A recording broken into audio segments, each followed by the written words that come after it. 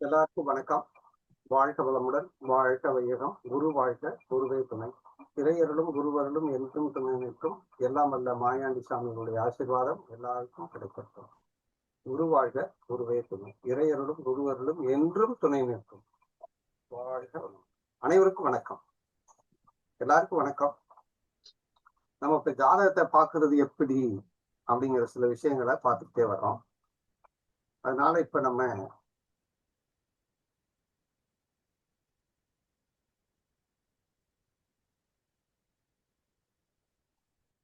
போர்டுல ஒரு ஜாதகம் எழுதியிருக்கேன், தெரியுதா ஐயா? தெரியுதுங்க ஐயா. சரி சரி, ரைட். இப்ப பலன் சொல்றதுக்கு நம்ம இங்க முத கிளாஸ் ஆரம்பிக்கும் போதே சொன்னோம். ஒரு 5 வகையான ஸ்டெப்ஸ் சொன்னோம், 5 வகையான படிநிலை சொன்னோம். வந்து 1வது வீட்டுல இருந்து எந்தெந்த வீட்டின் அதிபதி எங்க போய் உட்காந்துருக்காங்க, அல்லது எந்த கிரகம் எந்த வீட்டுல இருக்காங்க அப்படிங்கிற ஒரு ஸ்டெப் சொன்னோம். அந்த ஸ்டெப்பை நம்ம மறக்க கூடாது. அடுத்து அந்த கிரகம் அந்த அந்த கிரகத்துக்கு இடம் கொடுத்த வீட்டின் அதிபதி எப்படி இருக்காருன்னு பார்க்க சொன்னோம். அவர் நல்லா இருக்காரா அப்படின்னு பார்க்கணும். 2வது. 3வது, அந்த கிரகத்தோட யார் சேர்ந்திருக்காங்கன்னு பார்த்தோம். 4வது, அந்த கிரகத்தை யார் பார்க்கிறாருன்னு பார்த்தோம். 5வது, அந்த கிரகம் எந்த நட்சத்திரத்துல இருக்குன்னு பார்க்கணும். அவர் எப்படி இருக்காருன்னு பார்க்கணும் அப்படின்னு சொன்னோம். இந்த 5 ஸ்டெப்பு நமக்கு தெரியணும். நேத்து ஒரு 4 ஸ்டெப்பு பார்த்தோம். அதாவது ஒரு கிரகம், அந்த கிரகம் நின்ற நட்சத்திரம், இதை வச்சு 4 ஸ்டெப் பார்த்தோம். இந்த 4 ஸ்டெப் யாருக்காவது ஞாபகம் இருக்கா? ஐயா, அதாவது முதல்ல அந்த நம்ம கிரகம் எந்த வீட்டுல அமைஞ்சிருக்குன்னு பார்க்கணும். அப்புறம் அதோட சாரநாதன் எந்த வீட்டுல அமைஞ்சிருக்கு, அது 2வது. 3வது சாரநாதனோட ஆதிபத்திய வீடுகள். 4வது கிரகத்தோட ஆதிபத்திய வீடுகள். இந்த 4 ஸ்டெப் நமக்கு வேணும். இந்த 4 ஸ்டெப், இதுக்கு பேர் 4 ஸ்டெப் தியரி. 4 வகையான இதை வச்சு நம்ம பலன் பார்க்கிறோம்னு சொல்றோம். அப்படிங்கிறத நம்ம மனசுக்குள்ள வச்சுக்கணும். அதே மாதிரி ஒரு கிரகம் ஒரு பாவம், அப்படி ஒரு ஜாதகத்தை பார்க்கும்போது எப்படி பார்க்கணும் அப்படின்னா, முதல் லக்னத்தை தான் பார்க்கணும். நம்பர் 1 லக்னம் பார்க்கணும். லக்னம் எந்த ராசியில விழுந்திருக்குன்னு பார்க்கணும். காலபுருஷ தத்துவத்தின் அடிப்படையில் எத்தனாவது ராசியில் விழுந்திருக்குன்னு பார்க்கணும். இப்ப யாராவது ஒருத்தர் சொல்லுங்க, காலபுருஷ தத்துவத்தின் அடிப்படையில் எத்தனாவது ராசியில விழுந்திருக்குன்னு? 5வது வீட்டுல. 5வது ராசியில விழுந்து. அப்ப 5வது ராசியில விழுந்திருக்கு நம்ம சொல்லிடலாமா? சொல்லலாம். காலபுருஷ தத்துவத்தின் அடிப்படையில 5வது ராசியில விழுந்திருக்கு. சரி, இப்ப 5 ராசியில விழுந்திருக்கு. இப்ப ஒரு கட்டம் போட்டுக்காங்க, ஒரு 12 கட்டம் போட்டுக்காங்க.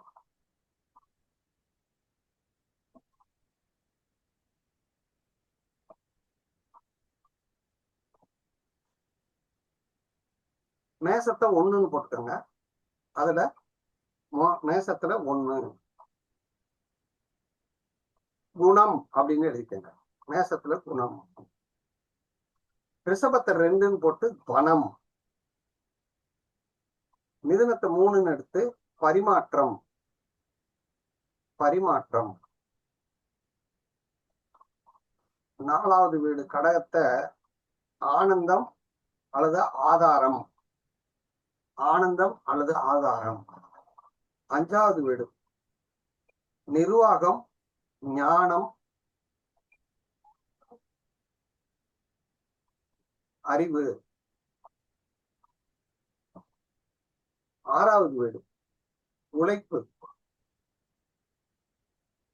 7வது வீடு சங்கமம் அல்லது சமூகம். 8வது வீடு மர்மம் அல்லது அந்தரங்கம். 9வது வீடு தர்மம். தர்மம் தர்மம் தெய்வ சிந்தனை. தர்மம் அல்லது தெய்வ சிந்தனை. 10வது வீடு கர்மம் அல்லது செயல்திறன். 11வது வீடு அதிர்ஷ்டம். 12வது வீடு மோட்சம் அல்லது திருப்தி. எழுதிட்டீங்களா? எழுதியாச்சு. இப்ப ஒரு காலபுருஷ தத்துவத்தை அடிப்படையில எத்தனாவது வீட்டுல விழுந்திருக்கு? 5. சரி. இவருடைய 1வது வீடுன்னா அது அது என்ன காட்டும்? ஒண்ணுன்னா குணமா? குணம். அந்த குணம் என்னவா மாறிடுச்சு? அறிவு, நிர்வாகம், ஞானம். அப்ப காலபுருஷ தத்துவத்தின் அடிப்படையில் இவருக்கு 1வது வீடு 5வது வீட்டில் விழுந்துள்ளது. காலபுருஷ தத்துவத்தின் 5 வந்து 1ஆ மாறி 5க்குள்ளதான் ஒரு 1. 5 தான். அதாவது 1வது பாவத்துக்குள்ள 5வது பாவம். எப்படி சொல்லணும்? 1வது பாவத்துக்குள்ள 1வது பாவத்துக்குள்ள. அப்போ 1 கீழ் 5. அப்ப 5க்குள்ளதான் அது 1 போய் விழுந்திருக்கு. 1 கீழ் 5. அப்ப இவர் எப்படி இருப்பாரு? யாராவது சொல்லுங்க. அறிவாளியா இருப்பாரு, நிர்வாக திறமையா பண்றவரா இருப்பாரு. நிர்வாகம் செய்யக்கூடியவரா இருப்பாரு, அறிவாளியா இருப்பாரு. அப்ப சொல்லிடலாமா? சரி, இந்த நம்ம குரூப்ல யாராவது ஒருத்தர் லக்னம் சொல்லுங்க டக்குன்னு. மீன லக்னம். மீன லக்னம். மீன லக்னம். இப்ப பாருங்க, இப்ப மீன லக்னம் இருக்குதுனால இப்ப உங்களுக்கு மீன லக்னம் அப்படின்னு சொன்னா இது என்ன ஆயிடுச்சு? 1 கீழ் என்ன ஆயிடுச்சு? 12. 12. அப்ப 12க்கு இங்க என்னன்னு கொடுத்துருக்கோம்? மோட்சம். மோட்சம், திருப்தி. மோட்சம், திருப்தி, நிம்மதி. நிம்மதி. நிம்மதி. 11ஆம் பாவம் தான் திருப்தி, அதிர்ஷ்டம், திருப்தி. ஆனா இவங்க எப்படிப்பட்ட ஒரு குணம் இருக்கும் சொல்லுங்க? இவங்க வந்து நிம்மதியா இருப்பாங்க. மோட்சத்தை தான் இருப்பாங்க. மோட்சத்தை நாடுவாங்க. நல்லது நடக்கணும், அது நல்லது நடக்கணும் அப்படின்னு தான் நினைப்பா. எப்படிமா இருக்கியா? அப்படிதான். அப்போ ஒரு பாயிண்ட் நம்ம கத்துக்கிறோம்.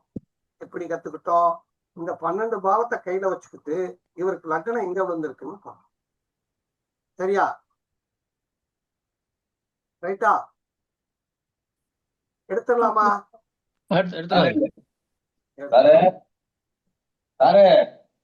ஐயா மைக் ஆஃப் பண்ணிட்டு பேசுங்கய்யா. ஐயா வந்துட்டோம்னா மைக் ஆஃப் பண்ணுங்கய்யான்னு சொல்றோம்.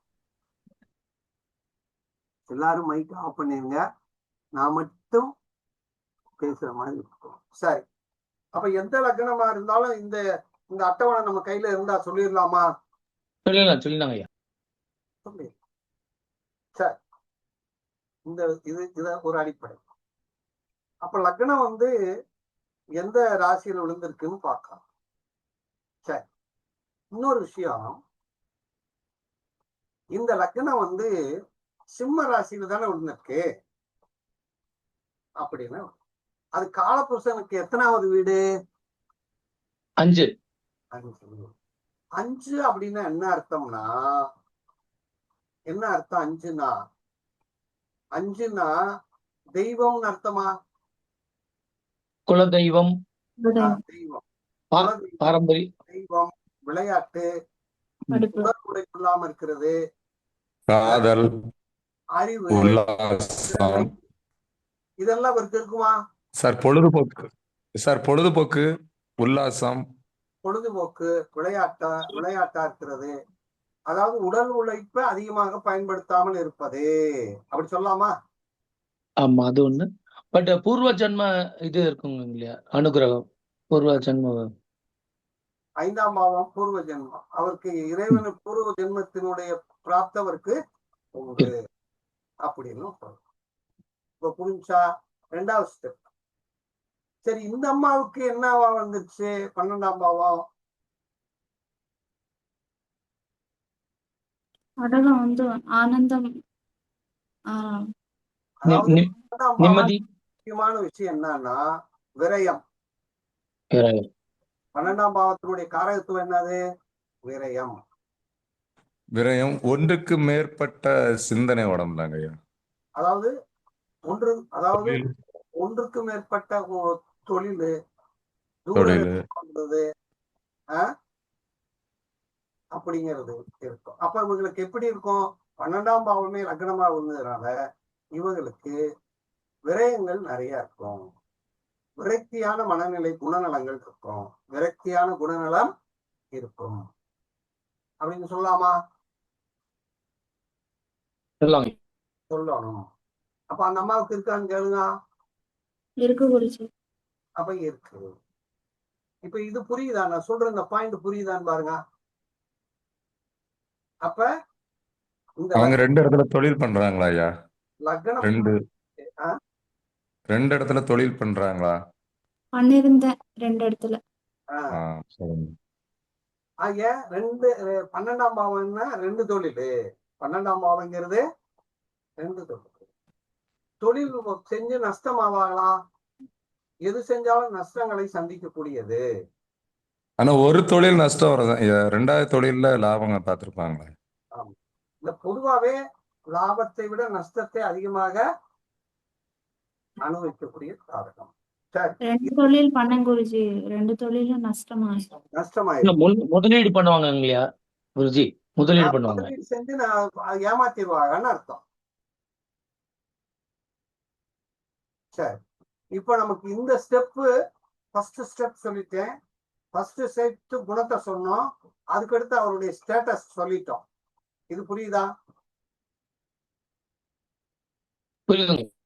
இல்ல நம்ம உள்ளேயே போகாம பார்த்த உடனே சொல்றோம். இந்த ஸ்டெப்பை நம்ம உள்வாங்கிக்கிறோம் அப்படிங்கறத நம்ம பார்க்கிறோம்.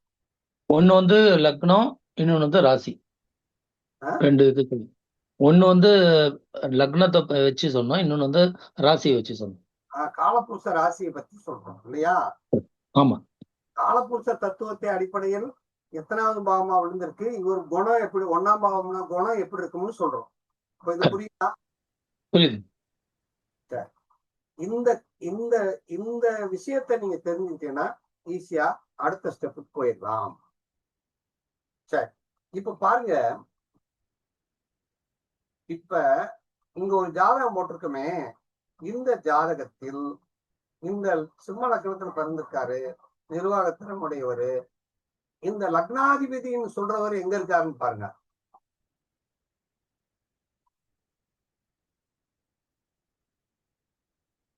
எங்க இருக்காரு லக்னாதிபதி? 10ஆம் இடத்தில் போய் உட்கார்ந்துருக்காரு. லக்னாதிபதி 10ல உட்கார்ந்துருக்காரு. அடுத்த ஸ்டெப் நம்ம வந்துட்டோம். இப்ப இந்த லக்னத்துக்குடையவர் அல்லது பாவாதிபதி எங்க இருக்காருன்னு பார்க்கணும். சரியா ஐயா? சரிங்க. புரியுதுங்க. பாவாதிபதி எங்க இருக்காருன்னு பார்க்கணும். அப்படி பார்த்தோம்னா அந்த ஜாதகர் அந்த லக்னாதிபதி என்பவர் ஜாதகர், அவர் எப்படி இருப்பாரு அப்படிங்கிறத பார்ப்போம். சரி, உதாரணமா லக்னாதிபதி இந்த 12 கட்டத்தை ஒரு 3 பிரிச்சுக்கிறோம். 3 பிரிச்சுக்கிறோம். 1 5 9, 2 6 10, 3 7 11, 4 8 12 அப்படி பிரிச்சுக்கலாமா? பிரிச்சுங்களா ஐயா? 4 திரிகோணமா பிரிச்சிருங்க. 9 என்பது தர்ம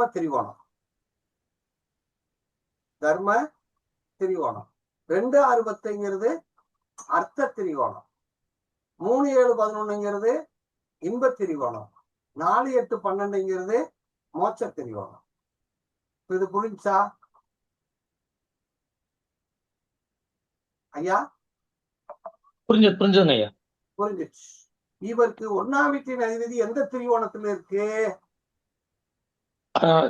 ரெண்டாவது திரிகோணம் அர்த்த திரிகோணத்துல இருக்கு. ஆஹ் அப்ப இந்த திரிகோணம் இந்த 4 திரிகோணத்துல இருந்தா என்ன பலன் அப்படின்னு நமக்கு தெரிஞ்சாத்தானே நம்ம உடனே சொல்ல முடியும். சரியா? இப்ப ஆமா குருஜி. 1, 5, 9 என்பது தர்ம சிந்தனையையும் அறிவையும் விருத்தி அடைய செய்யும். தர்ம சிந்தனை இருக்கும், அறிவை விருத்தி அடைய செய்யும், ஆரோக்கியமா இருப்பாங்க, மகிழ்ச்சியாக இருப்பாங்க. ஆனால் பொருளாதாரம் இருக்காது, பொருளாதாரம் கிடைக்காது. தரித்திரியவான்னு அர்த்தம், பொருளாதாரத்துல முன்னேற முடியாது அப்படின்னு. இப்ப 2வது திரிகோணம் பொருளாதாரத்துல முன்னேறலாம், ஆனா ஆரோக்கியம் சிறப்பாக இருக்காது அப்படின்னா பொருளாதாரத்துல முன்னேற்றம் ஏற்படலாம், மன வாழ்க்கை குடும்ப வாழ்க்கை திருப்தி அடையாது அப்படி சொல்லாமா? 1வது பாவம் அருள் பாவம், 2வது பாவம் பொருள் பாவம், 3வது சந்தோஷமா மகிழ்ச்சியா இருக்கிற பாவம். பொருளாதாரம் கொஞ்சோண்டு கிடைக்கும், அதை வச்சு சந்தோஷமா இருக்கிறது.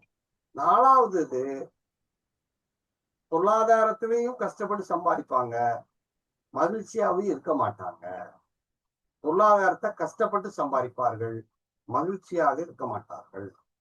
இப்ப இவருக்கு லக்னாதிபதி எங்க போய் உட்கார்ந்துருக்காருன்னு பாருங்க. 10ல இருக்காரு இது வந்து பொருள் பொருள் திரிகோணத்துல இருக்காரு. பணம். பொருளாதாரம் உண்டு, பொருளாதாரம் உண்டு, ஆரோக்கிய குறைவு உண்டு. மரியாதை பொருளாதாரம் இதெல்லாம் கிடைக்குமா? நல்லா கிடைக்கும். இப்ப இது புரிஞ்சா? இப்ப நான் சொன்னப்ப 3வது ஸ்டெப்பு புரிஞ்சுங்க சார், புரிஞ்சுங்க. இப்ப பாருங்க. இப்ப இந்த அம்மாவுக்கே பார்ப்போம். மீன லக்கணத்துக்காரருக்கு லக்னாதிபதி எங்கம்மா இருக்காங்க? 3ல இருக்காரு குருஜி. 3ஆம் இடத்துல. 3ஆம் இடத்துல இருந்தாங்கன்னா என்ன சொல்லியிருக்கோம்? சந்தோஷம் திருகோணம், இன்ப திருகோணம். சந்தோஷத்துக்கு முக்கியத்துவம் கொடுப்பாங்க, சொந்த பந்தத்துக்கு முக்கியத்துவம் கொடுப்பாங்க, நட்புகளை பாராட்டுவாங்க. ஆனா பொருளாதாரத்துல கொஞ்சோண்டுதான் இருப்பாங்க அப்படின்னு சொல்லிடலாமா? ஆமா குருஜி. ஆனா அதுக்கு தகுந்த மாதிரி வாழ்க்கையை அமைச்சுப்பாங்க. பொருளாதாரம் இருந்தாலும் அதுக்கு தகுந்த மாதிரி மகிழ்ச்சியா இருக்கு. ஆனா பணமா இருந்தா குருஜி இப்ப பணம் இல்லாத மாதிரியா குருஜிங்க? ஆனா இப்போ புரியல குருஜி. குறைவுன்னு சொன்னது. பணம் குறைவான பணங்கள் கிடைக்கும், போதுமான அளவுக்கு பணம் என்ன செய்யும்? ஆமா. ஆமா.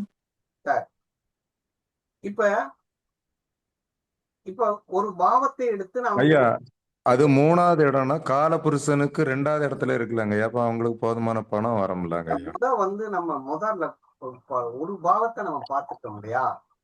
ஆமா, இது இப்ப படுத்த 2வது காலபுருஷ தத்துவம் அப்படி பார்க்காண்டாங்க நீங்களா? 2 பாவத்துக்கு காலபுருஷ தத்துவத்தின் அடிப்படையிலையும் பார்க்கணும். அது அடுத்த ஸ்டெப் போவோம். இப்போ இதை புரிஞ்சுக்கிட்டேன்னு பாருங்க. சரி, நான் சொன்னது என்ன சொன்னேன்? காலபுருஷனுக்கு எத்தனாவது இடத்துல இருக்கு, ராசியின் பிறகுல என்ன ராசி இருக்குன்னு பார்த்துட்டோம். இப்ப அவர் எந்த திரிகோணத்துல இருக்குன்னு பார்க்கிறோம். சரியா? ஐயா, இப்ப அருள் பிரகாச ஐயா, உங்களுக்கு லக்னத்தை சொல்லுங்க ஐயா. எனக்கு ரிஷப லக்கணங்க ஐயா. இப்ப ரிஷப லக்கணம் சொல்லியாச்சு. இது காலபுருஷனுக்கு எத்தனாவது வீடு? 2வது. லக்கணமே எங்க போய் விழுந்துச்சு? பணத்துல விழுந்துச்சு. அப்ப இவருடைய குணம் சிந்தனையில எதுல இருக்கும்?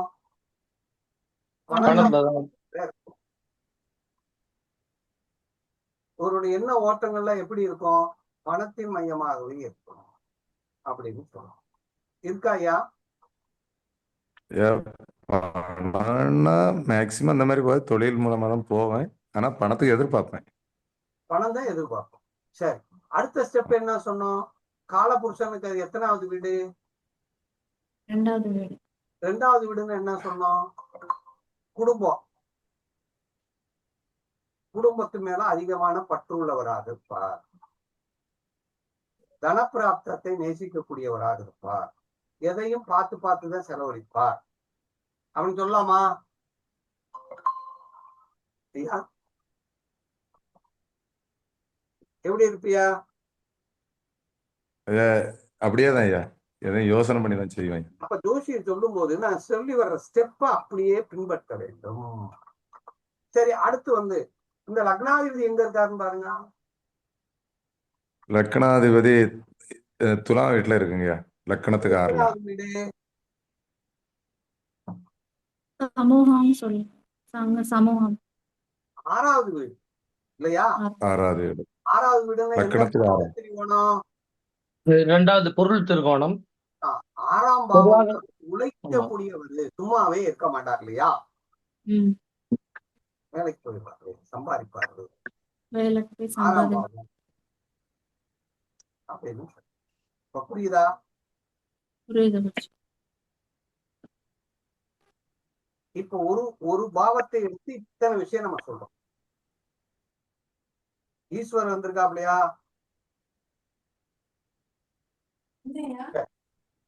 ஐயா இருக்கீங்க, வந்துட்டேங்க. வந்துட்டேன்.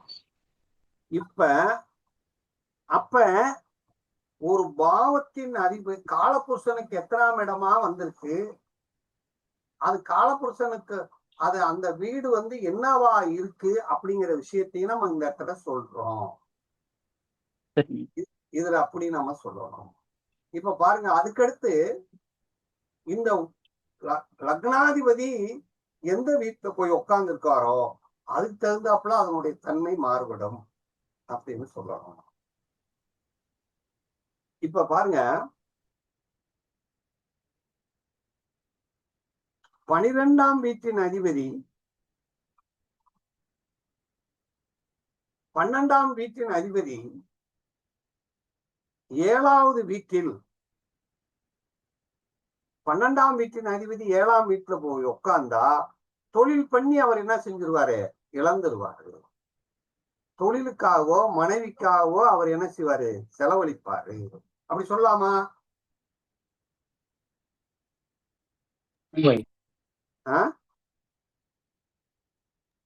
எனக்கு புரியல, இன்னொரு வாட்டி சொல்லுங்க.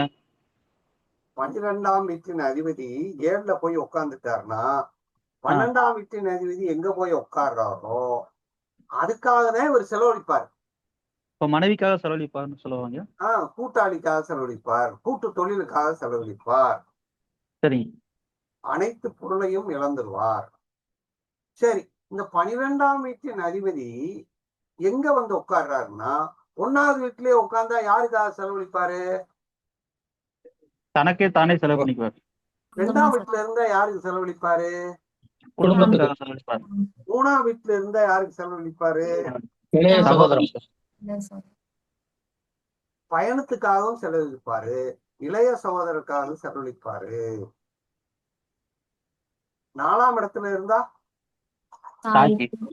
வண்டி வீட்டுக்கு தாய்க்கு படிப்புக்காக செலவழிப்பாரு, வீட்டுக்காக செலவழிப்பாரு, தாய்க்காக செலவழிப்பாரு, வாகனத்துக்காக செலவழிப்பாரு, வண்டிக்காக செலவழிப்பாரு, நிலத்துக்காக செலவழிப்பாரு.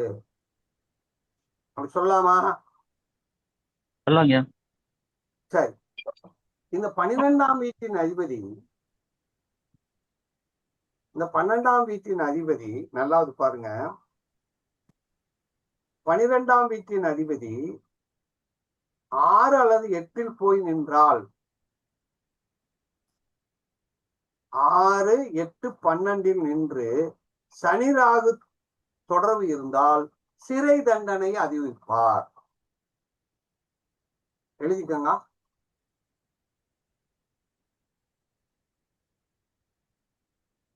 பன்னிரெண்டாம்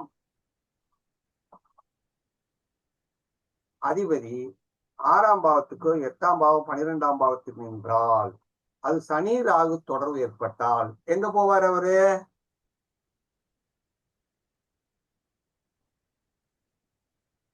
சரி ஐயா, அவங்க வந்து 6, 8, 12 நிற்கணுமா? அமரணும். 12ஆம் வீட்டின் அதிபதி அதிபதி 6 அல்லது 8 அல்லது 12 இருக்கணும். இருந்து, ஐயா அந்த அந்த அதிபதி பார்வைப்பட்டாலும் அந்த பலன் தானா ஐயா? ஆமா அவர் சனி ராகு சேர்ந்தா கண்டிப்பா பாதிதானே சரிங்க. அப்படின்னு அதாவது எடுத்துக்கணும். 6, 8, 12 இருந்து சனி ராகு கேது தொடர்பு இருந்தா சரி செல்வார். ஆமா, அல்லது பல இடங்களில் அலைந்து திரியக்கூடிய வாய்ப்பு கிடைக்கும் இல்லையா, லோலோன அலையிறான்னு சொல்றோமா இல்லையா, ஆ. அப்படின்னு சொல்றோம்.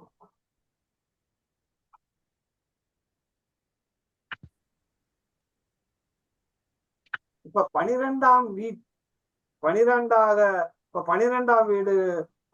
வீடு சுபகிரக ராசியாக இருந்தால், இப்ப 12ஆம் வீடு வந்து சுபகிரகத்தினுடைய ராசியா இருக்குன்னு வச்சுக்கோங்க, நல்ல மனிதர்களோட தொடர்பு ஏற்படும். பாவ வீடா இருக்கக்கூடாதா. 12ஆம் வீடு வந்து சுபராசியாக இருக்க வேண்டும். நல்ல மனிதர்களுடைய தொடர்பு ஏற்படும். பாவ வீடாக இருந்தால் கீழ்த்தரமான மனிதர்களுடைய தொடர்பு ஏற்படும். இப்ப புரியுதா?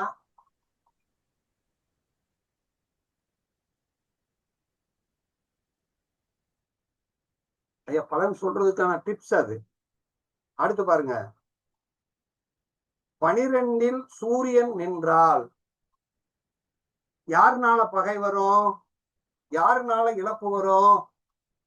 மூத்த சகோதரம், அப்பா. அப்பா. அப்பா அரசாங்கம் அதிகாரி, இவனால இவனுக்கு என்ன ஆக போகுது? ஐயா அப்பானால வரும்போது அப்பாவே இழப்பாரா? அப்பாவே வந்துருவா இல்லையா? சரிங்க. சந்திரன் இருந்தால்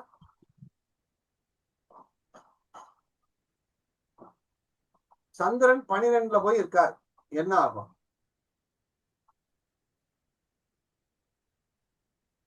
சோம்பேறி. தாய்க்கு மருத்துவ சோம்பேறிவே. சரிங்க. சந்திரன் போய் 12ல இருந்தா வெத்த சுத்த சோம்பேறின்னு எழுதிக்கிறணுமா.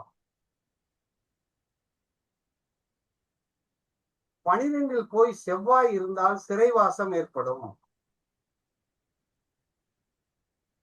இதெல்லாம் டிப்ஸ். புதன் நின்றால் நல்ல கவனி, 12ஆம் வீட்டில் புதன் நின்றால் நோட் திஸ் பாயிண்ட், மந்திர தந்திர ஜோதிடம் அறிந்தவன். எப்படி சொல்லணும்?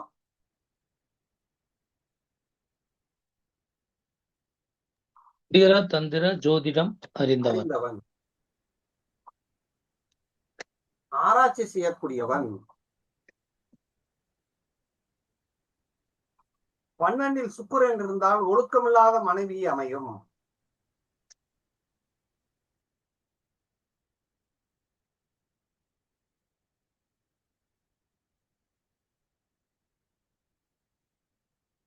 இப்ப 10வது வீடு பாவ கிரகமாகி அவர் போய் 12ல போய் உட்கார்ந்தா இவன் 50 வயதில் செல்வ அனைத்தையும் இழந்து நடுத்தெருவுக்கு வந்துருவானா.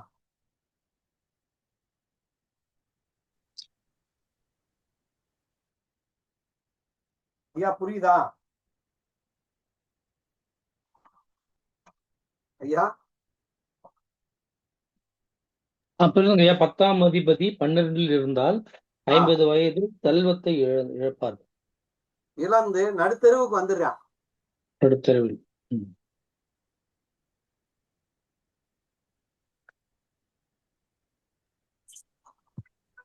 ஐயா நெட்வொர்க் ஏதோ ஸ்லோவா இருக்குங்களா ஐயா உங்ககிட்ட? கரெக்டா தான் இருக்கு, கரெக்டா தான் இருக்கு. நெட்வொர்க் ஒரு சில டைம் கட்டாயி வருதுங்க, அதனால தான் கேட்டேன். இல்ல கரெக்டா இருக்குங்க ஐயா, கரெக்டா தான் வருது. சரி, இப்ப 12ஆம் பாவம் எப்படி இருக்குன்னு பாத்தீங்களா?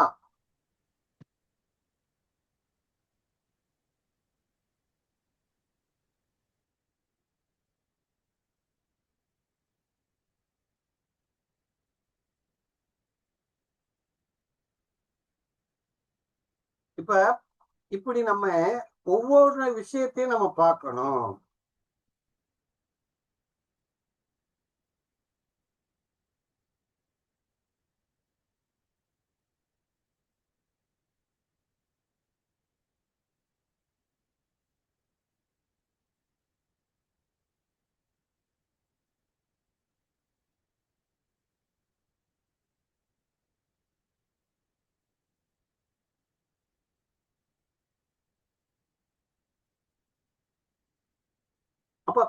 ஒவ்வொரு 12 பத்தி பார்த்தோம். இப்ப 11ஆம் இடத்தை பாருங்களேன். 11ஆம் இடத்தில் புதன் என்றால் சிற்பம், ஓவியம், புரோகிதர், ஜோதிடம் ஆகிய தொழில் அமையும். 11ல புதன் இருக்கிறது நல்லது. 11ல புதன் இருக்கிறது நல்லது. 11ல சூரியன் இருந்தால் வியாபாரம் பண்ணுவானா.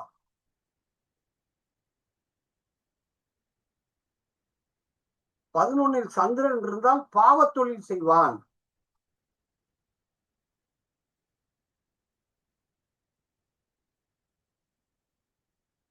11ல் செவ்வாய் இருந்தால் மற்றவர்களை இம்சைப்படுத்தி தொழில் செய்வான்.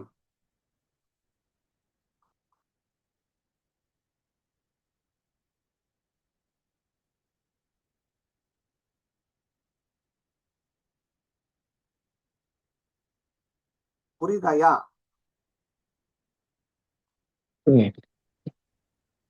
இதெல்லாம் ஒரு சில டிப்ஸா சொல்றோம். அது என்ன காரணங்க? 11ஆம் பாவத்துல சந்திரன் இருந்தா இதாகும்னு சொல்றீங்க ஏதாவது? அதாவது டெய்லி அழியக்கூடிய பொருள் இருக்கு இல்லையா, ஆமாங்கய்யா. அதுல அவனுக்கு லாபம் கிடைக்கும். அதான் 11ஆம் பாவம்ன்றது நீங்க சொன்ன லாபஸ்தானம். அதுல ஒரு கிரகம் தான் நல்ல லாபம். அதான் அந்த தொழில் சம்பந்தமாக நல்ல லாபம் கிடைக்கும் சொல்லுவாங்க. டெய்லி அழியக்கூடிய பொருள். சரிங்க. மாமிசம்லாம் டெய்லி தான் அழியா. ஆமாங்க. அன்றாட செய்யக்கூடிய தொழில் தானே. சந்திரனாலே பெட்டி கடை, பெருத்த லாபம் இல்ல.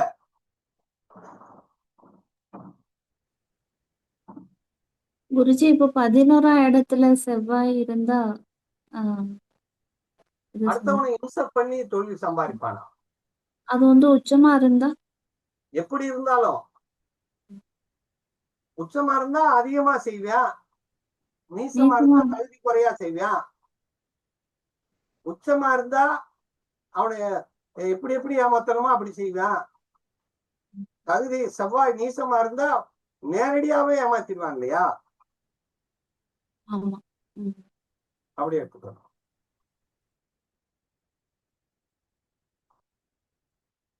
புரியுதா? புரியுது.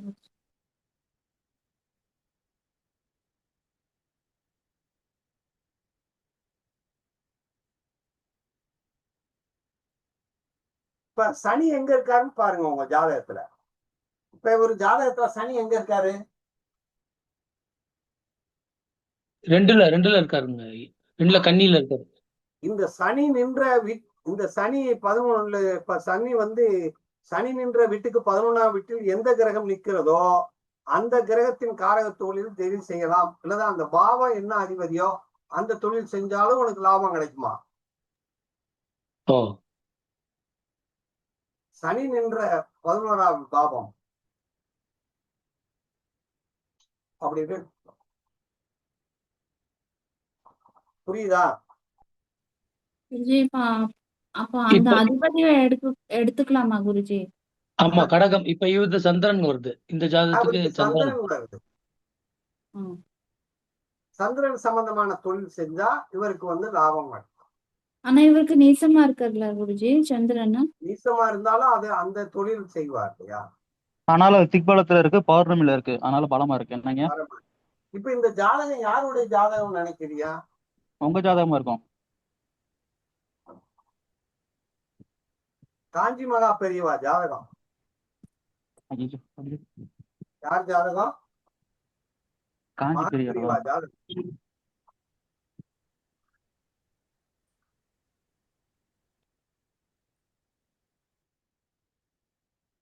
இப்ப இவருக்கு பாருங்க, லக்னாதிபதி எங்க இருக்காரு? 10ல இருக்காரா? 10ஆம் இடத்தில் ஒன்றுக்கு மேற்பட்ட 3 கிரகத்துக்கு மேல இருந்தா 3 கிரகம் இருந்தா காவி கட்டுவாங்க, சன்னியாசம் போவாங்க. இவருக்கு இருக்கா? இருக்கு. இவருக்கு லக்னாதிபதி 10க்கு போயிட்டாரு அப்படின்னு எடுத்துக்கிறோம். சரி, சூரியன் அங்கேயே இருக்காரு, குருவும் இருக்காரு. அப்ப பாப்புலரா தானே இருக்கணும், பேரும் புகழும் கிடைக்கும் அப்படின்னு. ஐயா இவர் துறவி ஆகிறதுக்கு காரணம் சட்ட ரீதியா? இவருக்கு துறவி ஆகிறதுக்கு காரணம் பாருங்க, சுக்கிரன் 8க்கு போயிட்டார் இல்லையா, உச்சமா இருக்காரு, ராகுவோட சேர்றாரு. ஆமா. 7ஆம் வீட்டின் அதிபதி கேதுவோட சேர்றாரு. அவர் ராகுவோட சேர்ந்துடுறாரு, இவர் கேதுவோட சேர்ந்துடுறாரு. கேதோட சேர்ந்தா சன்னியாசம் தானே, அதனால திருமணம் இல்லாம போயிடுச்சு. அவர் திருமணம் இல்லை. இவருக்கு 7ல செவ்வாய் இருக்கிறதுனால மனைவி செவ்வாய் அமைஞ்சா வருனா இவரை என்ன செய்யும், கொடுமைப்படுத்தும் இல்லையா ஆமாங்க. அப்படின்னா. ஆனால் துறவிலே மிகப்பெரிய துறவி இல்ல அவரு மிகப்பெரிய ஞான நிலையில் உள்ளவர்ல. அதுக்கு என்ன கிரகம் அமைப்பீங்க? அந்த உயர்நிலை ஞானம் அடைஞ்சு வரல அவரு. ரொம்ப 10ஆம் வீட்டுல காவி கட்டக்கூடிய அமைப்பு வந்து சாதுவா ஆயிடுறாரு இல்லையா. சூரியன் குரு புதன் குரு வந்து கேது பார்க்கிறார். 3 கிரகத்துக்கு மேல இருந்துச்சுன்னா அவர் சாது. நீங்க கேட்கணும், காவி வேஸ்ட் கேட்டிருப்பீங்களா? எந்த இடத்துல 3 கிரகம் சேர்ந்தாலுமாங்க? எந்த இடத்துல சேர்ந்தாலுமா இல்ல 10ஆம் இடத்துல மட்டுமே? 10ஆம் இடத்துல சேர்ந்தா. சரிங்க ஐயா, குரு கேது வேற பாக்குறாரு 5ஆம் பார்வை. குரு கேது பார்த்தா என்ன அர்த்தம்? அருள் அருள் ஞானம் ஞானம். 2ஆம் இடத்துல கேதுவும் சனி இருக்கக்கூடாது இல்லையா, குடும்பம் இருக்காது இல்லையா. குடும்பஸ்தானத்துல சனி இருந்தாலோ சனியோட கேது சேர்ந்தாலோ சிறப்படையுமா? தொழிலும் சிறப்படையாது, குடும்பமும் சிறப்படையாது. ஒரு தொழில் பண்ணாரா?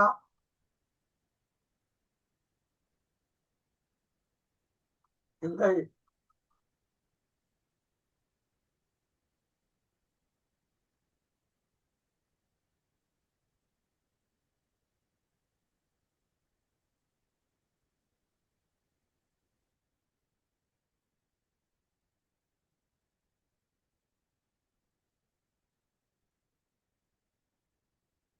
புரியுதா எப்படின்னு? எப்படி நம்ம எடுத்திருக்கோம்?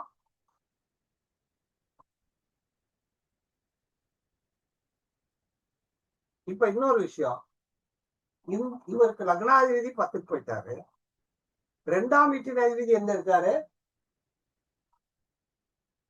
ஐயா? 2ஆம் வீட்டின் அதிபதி எங்க இருக்காரு? அவரும் 10ல தான் இருக்காரு. அவரும் 10க்கு போயிட்டாரு. சுகபோகத்தை அனுபவிக்கிற பாவம் இல்லையா? 10னா பொருளாதாரம் தானே. ஆமா. சௌரியம் கிடைக்கும், சுகத்தை அனுபவிக்க முடியாது. 3ஆம் வீட்டின் அதிபதி யாருன்னு பாருங்க. 3ஆம் அதிபதி சுக்கிரன். அவர் தானே போகத்துக்கு அதிபதி. அவர் எங்க போயிட்டாரு? 8க்கு போயிட்டாரா? மறைஞ்சிட்டார். அவர் அனுபவிக்க விடுவாரா? விட மாட்டார்.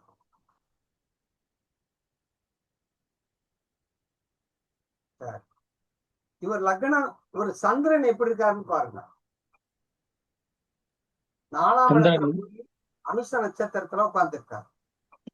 நீசமாகி உட்கார்ந்து இருக்காரா? 12ஆம் பாவத்தின் அதிபதி யாரு? 12ஆம் பாவம் தான் போகம். அவரே நீசமாகி 4ல போய் உட்கார்ந்து இருக்காரு. திக்பலத்துல இருக்காருங்க. திக்பலத்துல இருக்கிறாரு. திக்பலத்துல இருக்கிறதுனால அவருக்கு வந்து அந்த 4ஆம் பாவம் சௌரியம் கிடைக்கும் இல்லையா. 4ஆம் பாவம் நீச பலம் மாறி அது என்ன ஆயிரும்? சௌரியமாக மாறும். அவர் சௌரியமா தானே வாழ்ந்தாரு. ஒரு பார்வையில் இருக்கிறாரு. ஆமா, எத்தனை பேர் அவருக்கு பணி செய்யறதுக்கு இருந்தாங்க இல்லையா.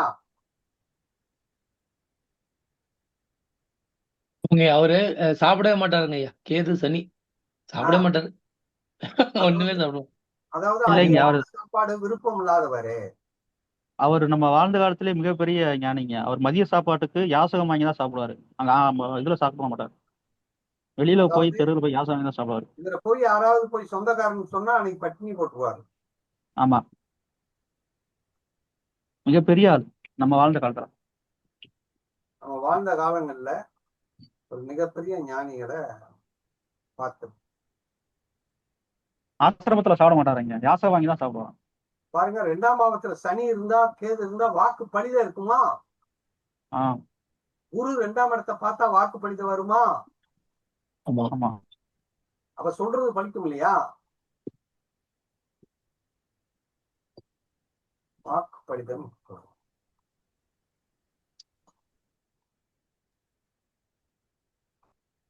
புரியுதா எப்படின்னு?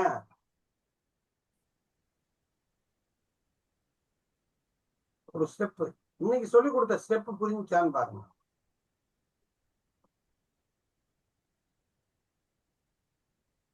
ஒன்பதாம் வீட்டின் அதிபதி யாரு? செவ்வாய். அந்த 9ஆம் வீட்டின் அதிபதி லக்னத்தை பாக்குறாரா? பாக்குறாரு. அப்ப லக்னம் 9ஆம் பாவம் தானே இறை சக்தி. ஆமா. அது லக்னத்தை பார்க்கணும். அப்ப சின்ன வயசுலயே அவர் துறவரத்தை மேற்கொள்றார் இல்லையா? இறைவனுடைய அனுக்கிரகத்தை ஏற்படுத்துகிறார். ஏற்பட்டுருச்சு. முருகன் செவ்வாய். ஆன்மீகத்துல இருக்கிறவங்க குரு கேது தொடர்பு இல்லாம ஏற்படாது.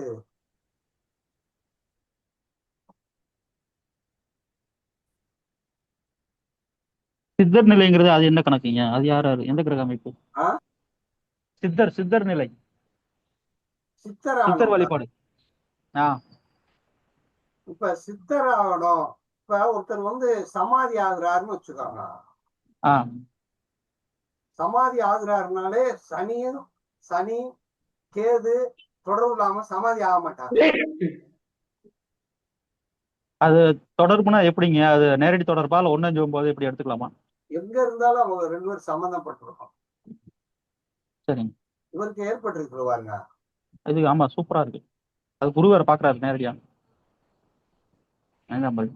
4ஆம் இடம் தான் பாருங்க சமாதி. 4ஆம் இடம் சமாதி.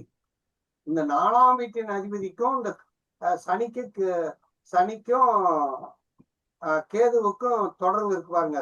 8ஆம் பார்வையாக 4ஆம் வீட்டின் அதிபதி பார்த்துருவார் இல்லையா? ஆமா, பாக்குறாரு.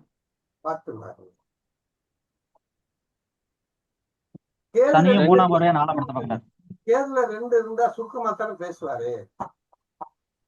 ஆமாங்க.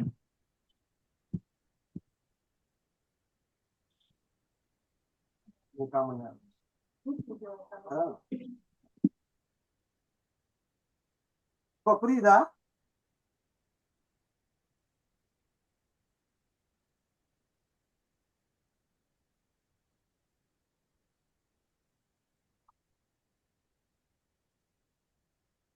இப்ப இந்த சுக்கிரன் போய் அவருக்கு என்ன நட்சத்திரத்துல இருக்குன்னு பாருங்க.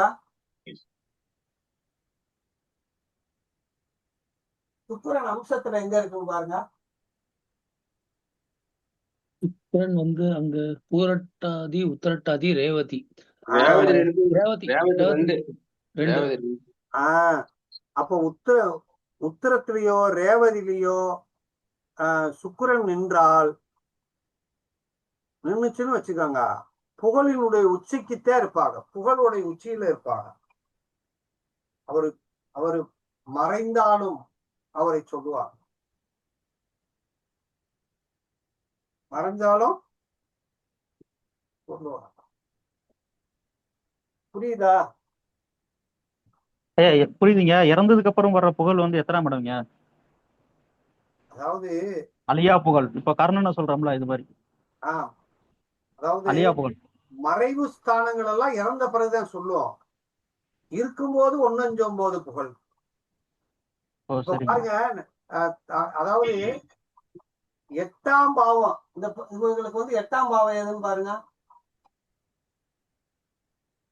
ராகுவும் கேது சுக்கிரனும் இருக்கு. குருவோட வீட்டுல ராகு சுக்கிரன். நல்லா பாருங்க, 8ஆம் பாவத்துக்கு 9 10 தொடர்பு இருந்தால் அவன் இறந்த பிறகும் புகழ் உண்டு. எழுதிக்கங்க. 8ஆம் பாவத்துக்கு 9 10. இவருக்கு 8ஆம் பாவம் எது? 10ஆம் அதிபதி 8ஆம் இடத்துல உட்காந்துக்கிறாரு. 10ஆம் அதிபதி 8ஆம் இடத்துல உட்காந்துக்கிறாரு. இல்ல சாமி, இவருக்கு 8ஆம் இடத்துக்கு 9 10 யாரு? செவ்வாயும் குருவும். செவ்வாய். செவ்வாய் பாத்துறாரா குருவ? 4ஆம் பாவியில பாத்துறாரா இல்லையா? பாக்குறாருங்க. அவன் முடிஞ்சு வச்சுல. 9ஆம் அதிபதி 10ஆம் அதிபதி பாக்குறாரு. 10ஆம் அதிபதி 9ஆம் இடத்தை பாக்குறாரு. 10ஆம் அதிபதி குரு 9ஆம் இடத்தை பாக்குறாரு, விருச்சகத்தை. அப்ப எப்படி பாருங்க.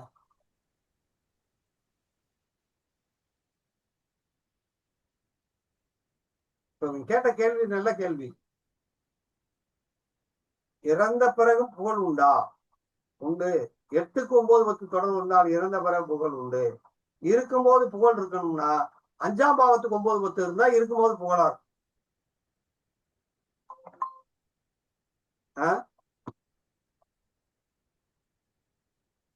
இருக்கும்போதும் புகழ் இருக்குது. 5ஆம் பாவத்துக்கு சூரியனும் புதனும் சேர்ந்து இருக்குது. இருக்கும்போதும் புகழ், இறந்த பிறகும் புகழ்.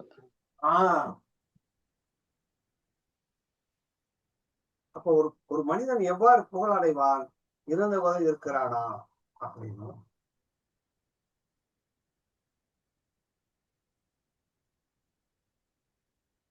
இப்ப 9ஆம் இடத்துக்கு 9 10 யாரு? குருவும் சனியும். இவங்க 2 பேருக்கு தொடர்பு இருக்கான்னு பாருங்க. தெய்வம் கூடயே இருக்கும் இல்லையா? குரு வந்து சனியை பாக்குறாரு. அப்ப 2 பேர் தெய்வ தொடர்பு கூட இருக்கும் பாருங்க.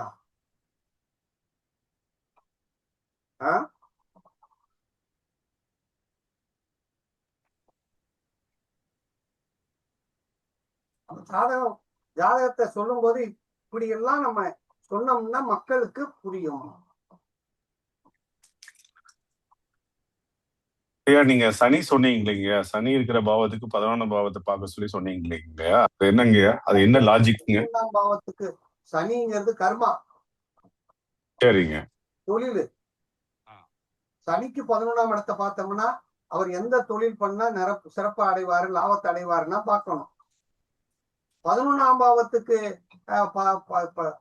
ஒருத்தருடைய குரு இருக்கிறதுக்கு 11ஆம் இடத்தை பார்த்தோம்னா அவருடைய உபாசனை தெய்வத்தை பார்க்கணும். பெண்ணா இருந்தா சுக்கிரன் இருக்கு 11ஆம் இடத்தை பார்த்தோம்னா அது உபாசனை தெய்வத்தை பார்க்கணும். புரியுதா? நீங்க சொன்ன மாதிரி அதுக்கு தொழில்னா சனிக்கு 11ஆம் வீடு வந்து பார்க்கணும் பேசிக்கா. குருன்றது வந்து காலபுருஷனுக்கு அது 9ஆம் இடம் வர்றதுனால குருக்கு 9ஆம் இடம் பார்க்கணும் அப்படின்னு சொல்ல வரீங்களா ஐயா? எப்படி சொல்ல வரீங்க? குருனா ஆணு, சுக்கிரன்னா பெண்ணு.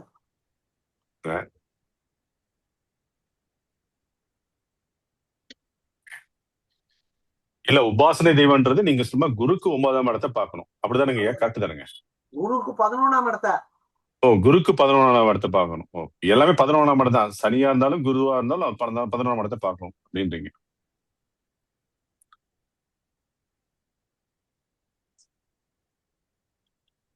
இவருக்கு 9ஆம் அதிபதி 10ஆம் அதிபதி. 9ஆம் அதிபதி யாரு? செவ்வாய். 10ஆம் அதிபதி யாரு? சுக்கிரன். இவர் இந்த 9ஆம் அதிபதி 10ஆம் அதிபதி ஏதாவது தொடர்பு இருக்கா?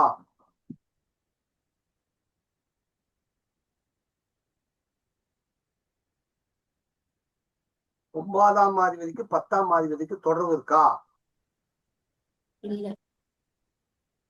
9ஆம் அதிபதி யாரு? செவ்வாய் 10ஆம் இடத்தை பாக்குறாரு. 10ஆம் இடத்தை பாக்குறாரு. 10ஆம் அதிபதி சாரத்துல இருக்காரா? 10ஆம் அதிபதியோட சேர்ந்து இருக்காரா? இல்ல 2 12 தாங்க இருக்காரு. தொடர்பு இருக்கா இல்லையா? சேரல. அப்ப தர்ம கர்மாதிபதி லக்கணத்துக்கு இல்ல. அப்ப இவர் போய் ஒரு கோயில் கட்ட மாட்டார் இல்லையா?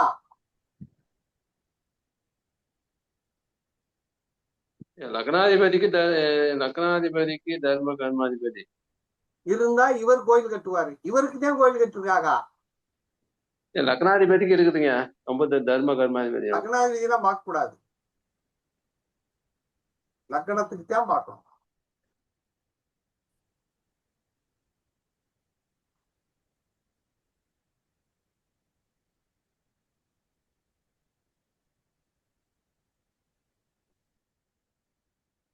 இப்ப 9ஆம் வீட்டின் அதிபதி இவருக்கு செவ்வாய் நவாம்சத்துல எங்க இருக்காரு? செவ்வாய் கும்பத்துல இருக்கிறார். வர்க்கோத்தமம் சதயம் சதயம் 3.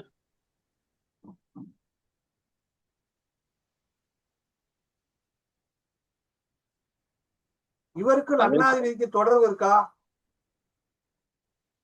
லக்னாதிபதி இவர் பாக்குறாரு. தொடர்பு இருக்கு இல்லையா ஐயா? தொடர்பு இருக்கா இல்லையா? தொடர்பு இருக்குங்க. இருக்கு இல்லையா? இருக்கு. அந்த மாதிரி இருந்தா உலக புகழ் அடைவார், உலக புகழ் அடைவார். ஆமா, லக்னாதிபதிக்கு 10ல கேந்திரத்துல இருக்காரு.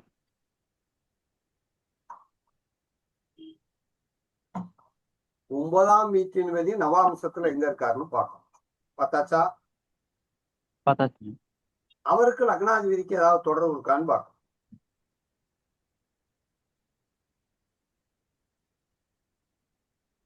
சரி,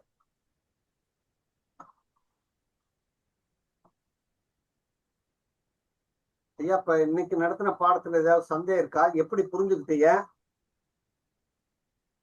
ஏன் அதை போட்டு போட்டு பார்த்தா தாங்க ப்ராக்டிஸ் ஆகும். இப்போ சொல்லும் போது எல்லாம் நல்லா தான் இருக்கு. இனி நாங்க பார்க்க பார்க்க புரிஞ்சுக்கிறோம். புரிஞ்சுக்கலாம்.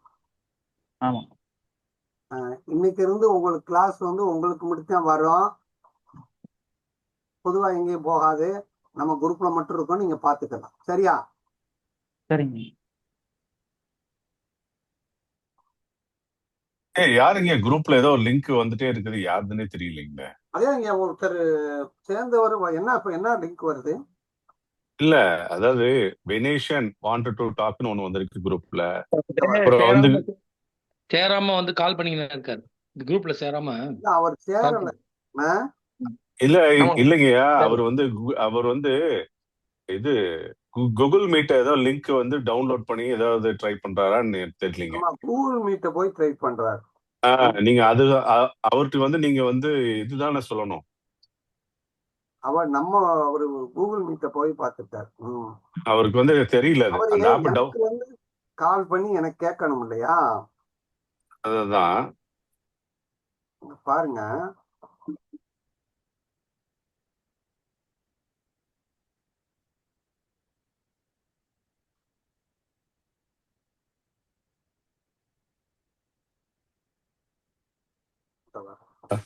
அவருக்கு வந்து ஜூம்ன்ற ஒரு ஆப் அவர் டவுன்லோட் பண்ணணும். அதுக்கப்புறம் இந்த லிங்கை கிளிக் பண்ணாதான் ஓபன் ஆகும்ன்றது அவருக்கு தெரியுமான்றது தெரியல. இல்ல அவருக்கு அந்த பேசிக் அந்த நாலேஜ் இல்லையான்றதும் தெரியல.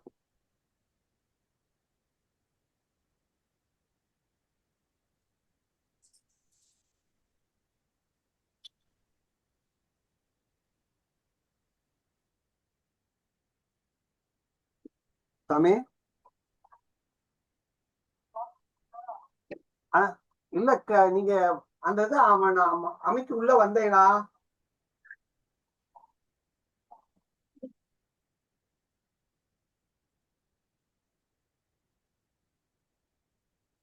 ஜூம் தானே நீங்க இப்ப ஜூம் கூகுள் தானே வந்திருக்கிய? நம்ம நடத்துறது ஜூமு. ஜூம்னா நீங்க அந்த இதை அமுக்குங்க. நான் அனுப்புன லிங்க்ல ஒரு ப்ளூ கலரா இருக்குமா இல்லையா? அந்த ப்ளூ கலரை டச் பண்ணுங்க. இப்ப டச் பண்ணுங்க. அதை மட்டும் டச் பண்ணுங்க, வேற ஒண்ணும் செய்யாதியா. அதை டச் பண்ணுங்க. ஐயா மேல இருக்க லிங்க் பண்ண சொல்லுங்க ஐயா. மேல கீழே வந்து கூகுள்ல, மேல வந்து ஜூம்.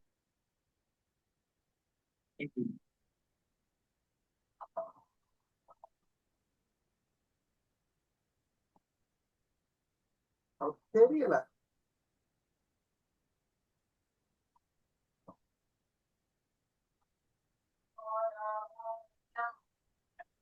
இல்லைங்க அவருக்கு இந்த So, இந்த மாதிரி ஆப்ல எல்லாம் போய் இப்படி எல்லாம் எல்லாம் டவுன்லோட் சரி. ஃபர்ஸ்ட் ஒரு பிளே ஸ்டோர்ல போய் இதை டவுன்லோட் பண்ணணும், அதை இன்ஸ்டால் பண்ணணும், அதுக்கப்புறம் அவர் தான் இந்த இன்ஸ்டால் லிங்க் கிளிக் பண்ண பண்ணிருப்பாருல, ஆனா அவருக்கு தெரியல அது எப்படி வரணும்னு. இல்லைங்கய்யா, அது லிங்க்குக்கு போகும்போது இன்ஸ்ட்ரக்ஷன் வருது, பெருசா வருது. ஆ? அதுக்கப்புறம் மேலதான் ஜூம் இருக்குது. முதல்ல லிங்கை தொட்டோடனே இன்ஸ்ட்ரக்ஷன்ஸ் அப்படின்னு வருது. அதுல மேல லிங்க் இருக்குது ஜூம். அதுல போய் அவர் இது பண்ணும். அவருக்கு வரலையே, வந்தே இல்ல வரலையே. இல்ல காலையில நீங்க ஒரு ட்ரைனிங் மாதிரி கொடுங்க. காலையில ஜஸ்ட் ஒரு இது மாதிரி பாப்பா நாளைக்கு அதே மாதிரி செக் பண்ணி பாத்துருவோம்.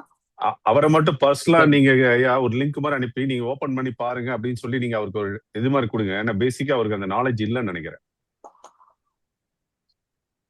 அதனாலதான் ஏதோ ட்ரை பண்றாரு. சரி ஐயா, இன்னைக்கு வகுப்பு எப்படி இருந்தது? சூப்பரா போயிட்டு இருக்குங்க. இன்னும் நல்லா இருந்ததுங்க. எப்படி ஞாபகம் வச்சுக்கிறது தான் தெரியல. நிறைய ரூல்ஸ் நிறைய ரூல்ஸ் வந்துனே இருக்கு. படிக்க பாருங்க.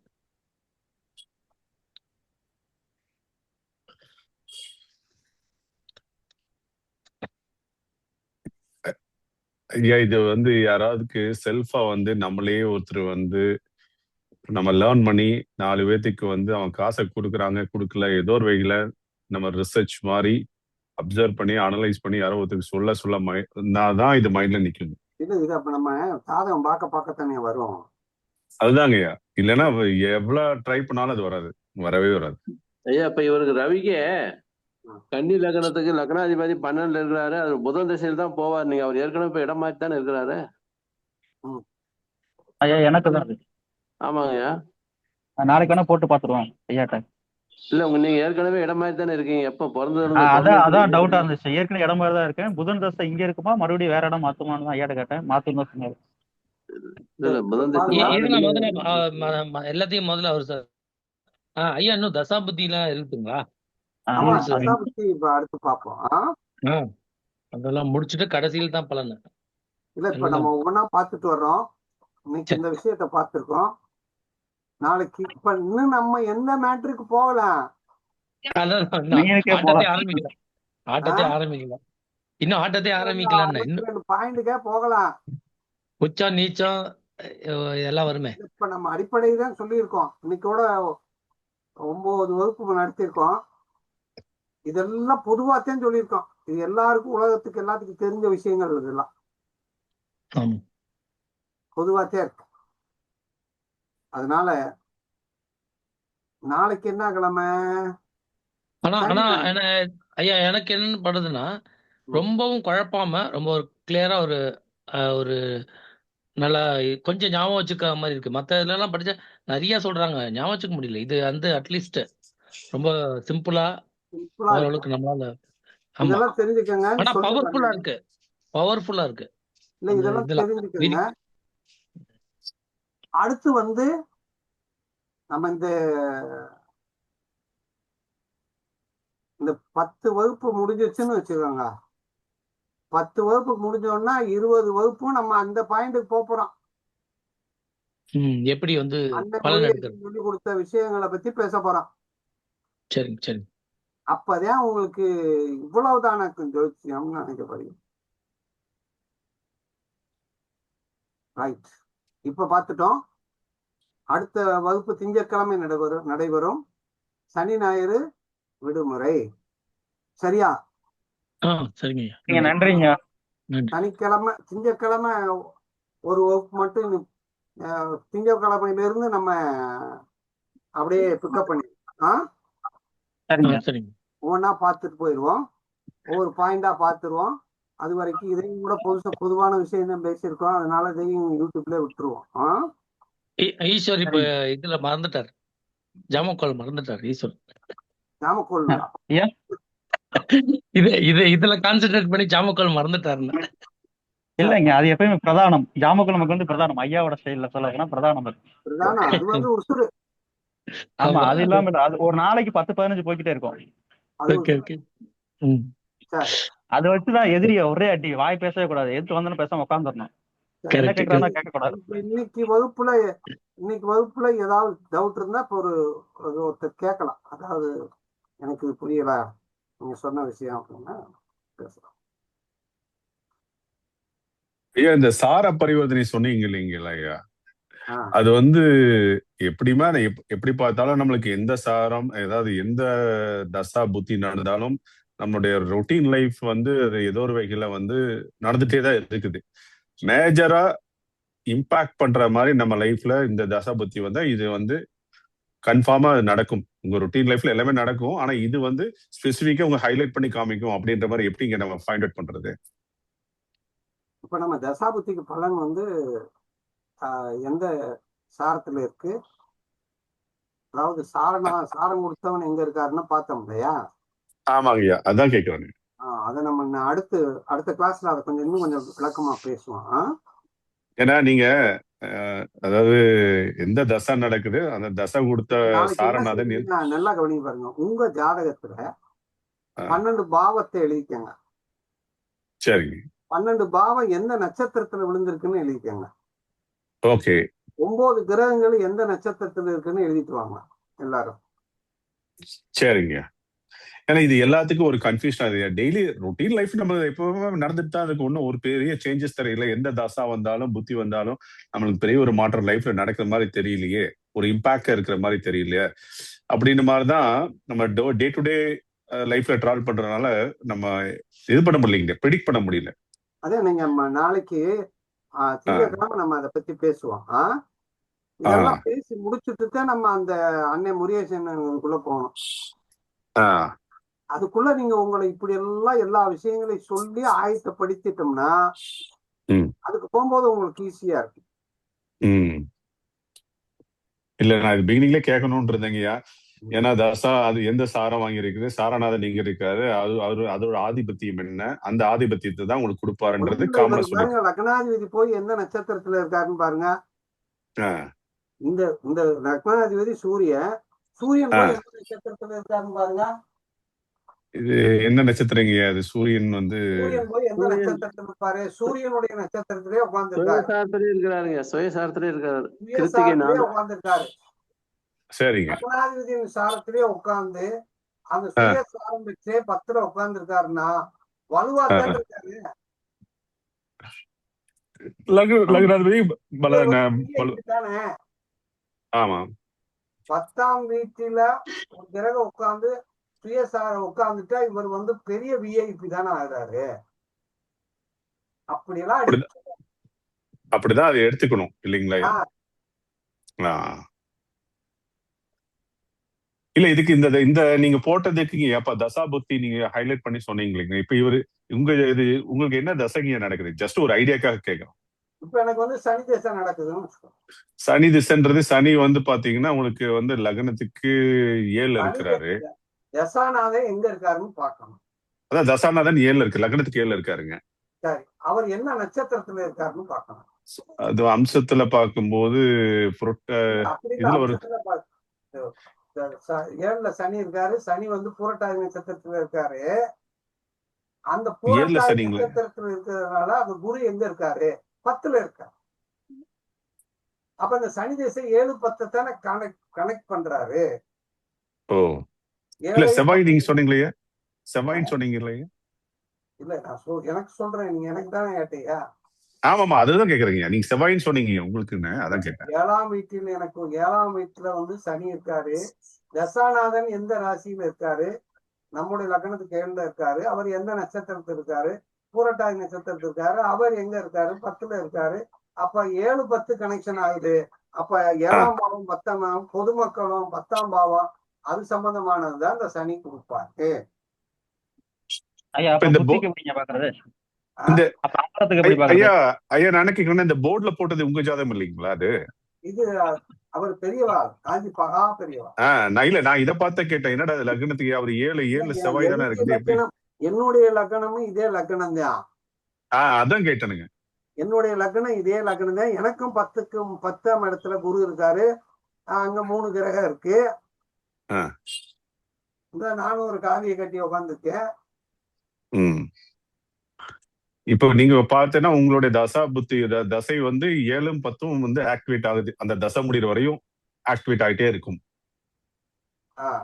7 10 கனெக்ட் ஆகும். கனெக்ட் ஆகும் அந்த தசா முடிகிற வரையும். அது பர்மனன்ட். ஐயா அப்படியே அது புத்தியை இணைச்சு சொல்லுங்க. அந்த இடத்தையும் சேர்த்து சொல்லுங்க. முத வந்து புத்தி தசைய பார்த்துட்டு தசை வந்து என்ன கொடுக்குறாரோ அதை பார்த்துட்டு புத்தி தான் இங்க வலுவா செயல்படுறாரான்னு பார்க்கணும். புத்திக்கு அப்புறம் அந்த இடத்தை உள்ள போய் எப்படி பாக்குறது? எப்படி அது எந்த வந்து குறிப்பிட்ட நாள்ல நடக்கக்கூடிய விஷயங்களுக்கு அந்த இடத்தை பார்க்கணும். அதாங்க புத்தில இருந்து எப்படி போகணும்? அந்தரநாதன் எங்க இருக்கான்னு போய் பார்க்கணுமா இல்ல ஆர்டர் பண்ணல இருக்கான்னு பார்க்கணுமா? இதே ஸ்டெப் உள்ள உள்ள உள்ள போயிட்டே இருக்குமா? இதே ஸ்டெப் நான் சொல்ற ஸ்டெப் அப்படியே பாத்துக்கணும். கிரகம் சரிங்க. நட்சத்திரம் கிரகத்துல நிக்குது, நட்சத்திரம் எங்க இருக்காருன்னு பார்த்து அப்படியே சொல்றோம். ஓகே சரிங்க சரிங்க. ஓகே நன்றிங்க. இன்னைக்கு யார் வந்திருக்கீங்கிறத நான் பாத்துக்கிறேன். யார் வந்திருக்கீங்க பேர் சொல்லுங்க. ஈஸ்வர் சுவாஸ். சிவானந்தம். ஈஸ்வர் சுவாசி. சிவா வந்திருக்கீங்க. அப்புறம் ஈஸ்வர் ரவி. ஈஸ்வர் ரவி வந்திருக்கீங்க. ரைட்டு. லட்சுமி வந்திருக்காங்க. சோபனா அம்மா வந்திருக்காங்க. பிரசாத்னு வந்திருப்போம். பிரசாத் வந்திருக்கீங்க. கோயம்புத்தூர் பிரசாத் தானே ஐயா? கோயம்புத்தூர் பிரசாத் தானே? ஆமா ஆமா. அருள் பிரசாத் வந்திருக்காரு இல்லையா? அருள் பிரசாத் வந்திருக்காரு. முருகேசன் வந்திருக்காரா? முருகன் சேலத்துக்காரரு. ரமணி வந்திருக்காருங்க. ரமணி ரமணி ஐயா இருக்காரு. ரைட். பிரபா சிவலிங்கம் ஐயா. பிரகாஷ் இருக்காருங்க. பிரகாஷ். பிரகாஷ். சரி ஓகே ஓகே ரைட். நாளைக்கு பார்த்துக்குறோம். இது திங்கக்கிழமை பார்த்துக்குறோம். இது வரைக்கும் இந்த வீடியோவை கேட்டுக்கிட்டே பார்த்துட்டு நல்லா முடிவு பண்ணுங்க. ஓகேங்க ஓகேங்க. சரி, ஏதாவது டவுட் இருந்தா குரூப்ல போட்டு விடுங்க, பார்ப்போம். இந்த இதுல இது வரைக்கும் பணம் செலுத்தாதவங்க இருந்தா அவங்க அந்த குரூப்ல செலுத்துங்க. அறவரை அடுக்கிறவங்க கூட அடுத்த மாசம் செலுத்திக்கலாம். பாதி கட்டினவங்க அவங்களாம் அடுத்து செலுத்திக்கலாம். இதுவரை பணம் செலுத்தாதவங்க இருந்தாங்கன்னா இந்த குரூப்ல போட்டு விடுங்க. ஓகே ஐயா, இது முடிச்சுட்டு பரிகாரம் தனி கிளாஸ் இருக்குமா? பரிகாரம்லாம் இதுலயே முடிச்சிடும்ல. என்ன பரிகாரத்துக்கு? சரிங்க சரி சரிங்க. எல்லாமே இதுலயே உங்களுக்கு தொழில்முறை ஜோசியர்னா எல்லாத்தையும் சொல்லி தரணும்ல. சரி ரைட். ஐயா ஃபீஸ் வாங்குறதுன்னு சொல்லி கொடுத்துருங்க. ஃபீஸ் எப்படி வாங்குறதுன்னு சொல்லி கொடுத்துருங்க. அதுதான் எல்லாத்தையும் சொல்லி கொடுத்துருவோம். சொல்லி கொடுத்துட்டு ஒரு தெய்வத்தை கையில பிடிச்சு கொடுத்துருவோம். சரி ஓகே. நன்றிங்க. வாழ்க வையகம். குரு வாழ்க, குருவே துணை. எல்லாரும் சிறப்புற்று இருக்க வேண்டும்.